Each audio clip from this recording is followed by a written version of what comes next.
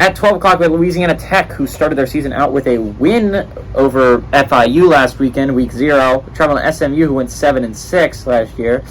SMU fair at 18 points on ESPNU. Hank Bachmeier for Louisiana Tech, the transfer from Boise State, went 34 of 44 last week, threw for 333 yards, 1 touchdown to 1 interception. Charvis Thornton on the ground had 8 carries for 51 yards, and Smoke Harris had 11 catches for 155 yards and a touchdown. SMU, as quarterback last year, Tanner Mordecai went 288 of 443, threw for 3,524 yards, 33 touchdowns, 10 interceptions. An insane year for Mordecai, which is what led him to leave SMU and instead move to Wisconsin, where he will be the starting quarterback. Tyler Levine on the ground had 142 carries for 642 yards and 10 touchdowns, and Rashid Rice had a crazy year through the air as well.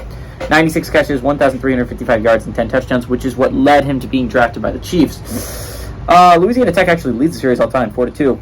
Last game went to SMU, though, in 2021. Both SMU game wins were one-possession victories. The 4 Louisiana Tech wins were not one-possession games. So whenever Louisiana Tech wins, they more often than not, they dominate. Whenever SMU wins, they more than often not play a tight, close football game. So what's going to be really interesting here is SMU has been a contender in the American. This is a wide-open American. Like, if you forget about Tulane for a second, right, you just think about everyone else, it is wide open who else can go to that American Championship game to play Tulane. And honestly, I don't think it's completely insane to think SMU could do it. SMU, despite going 7-6 last year, has some talent on that team. It was a rebuilding year. I mean, they just lost Sonny Dykes, which is why we got into TCU. He's an amazing head coach. We all know it.